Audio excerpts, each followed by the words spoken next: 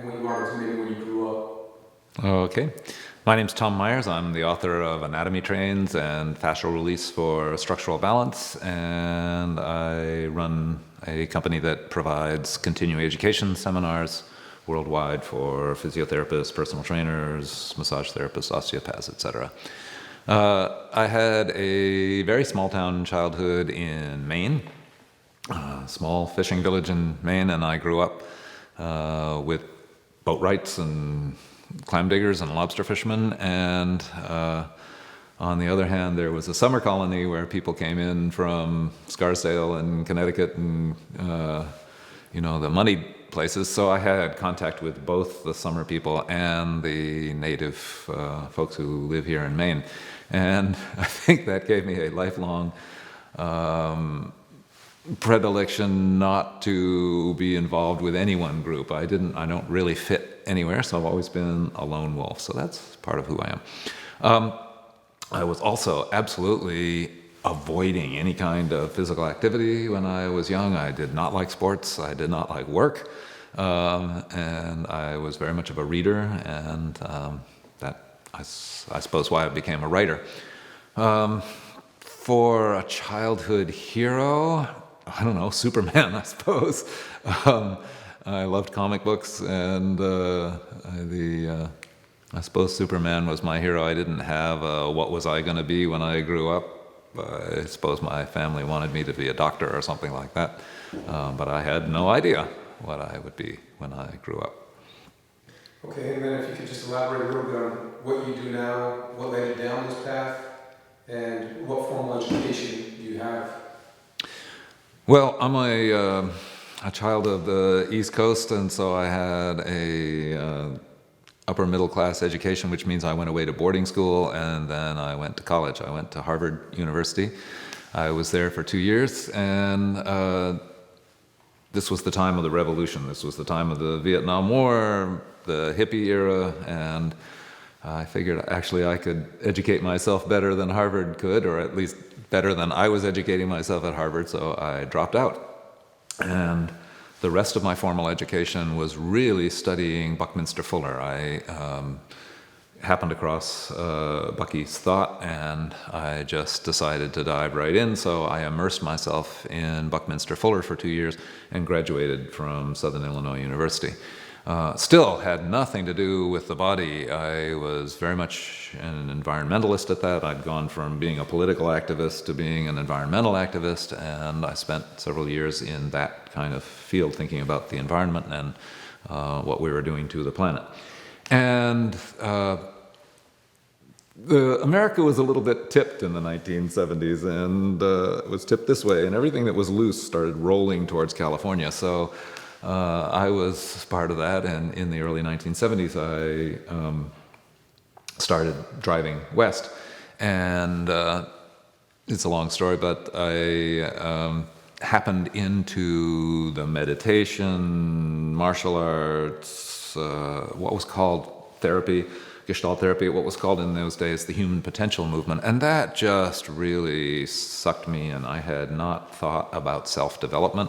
I thought about self-development only in terms of my intellect, and this whole idea of cultivating the inner part of the self just seized me, and I went from cult to cult, kind of going in and out of the cults, trying to get the benefit of what they were contained within. I learned various kinds of martial arts and Tai Chi and Aikido.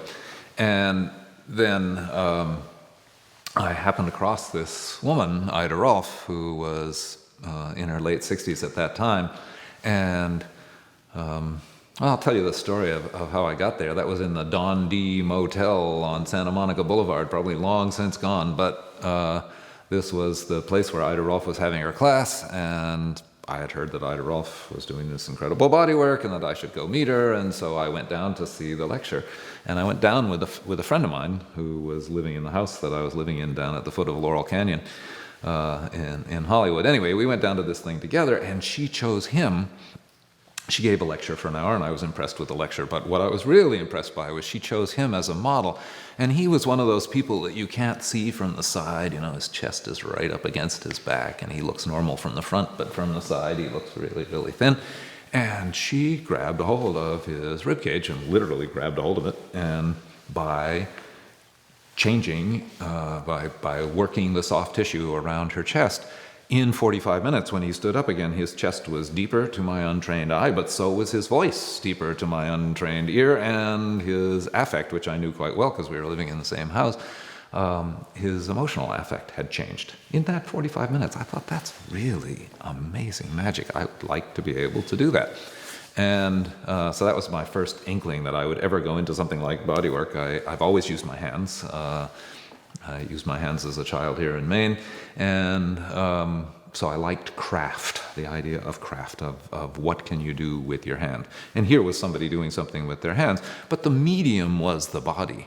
Instead of the medium being clay or plastic or marble or anything else, you were sculpting in a medium that gets up and walks away. And I just found this a very, very fascinating thing. So I had the work done to myself, which was very, very interesting to me. But I must say that the changes that I got out of it were less about the biomechanics of where my spine should be or where my head should be or how I should be operating posturally. It was much more the emotional idea. I grew up here in New England. We don't have emotions. The general idea with emotions is don't have them, put them under a rock.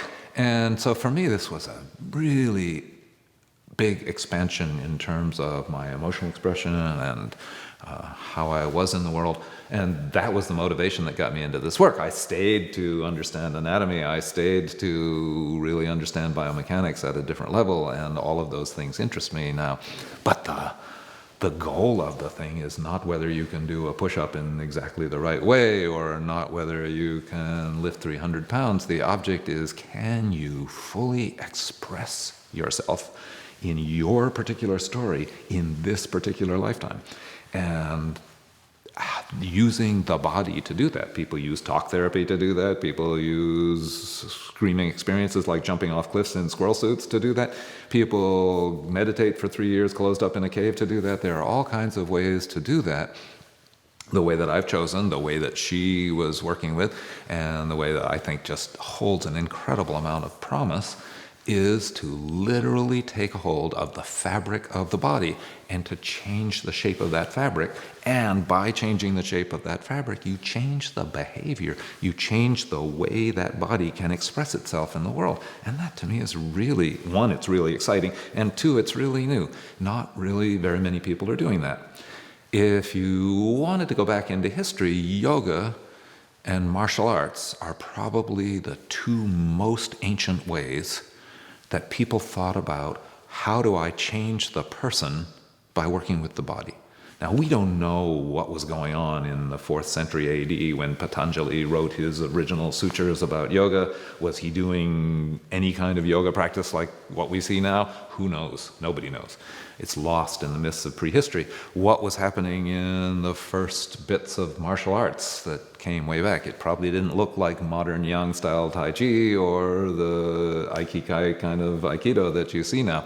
It was probably, of course, for self-defense, defense of the clan, defense of the tribe, that these things operated. But the whole idea of an army or the whole idea of martial arts is, I'm going to take you, you are suitable for doing agricultural work or you're suitable for hunting and gathering. We're going to make you suitable for hunting other people. That is a change not only of the body, that's a change of the attitude, that's a change of the inner stance towards the world. And it's that ability to change the inner stance, not just towards war, but towards self-expression, towards compassion, towards all the qualities that we need in this electronic era, which are very, very different from the necessities of 10,000 years ago. What kind of body could we build for this era, and how do we go about doing that? That's the question that has come to consume me in my professional life, in my later life, is what are the necessary elements for somebody to really be able to thrive with their body in this environment that we humans have created?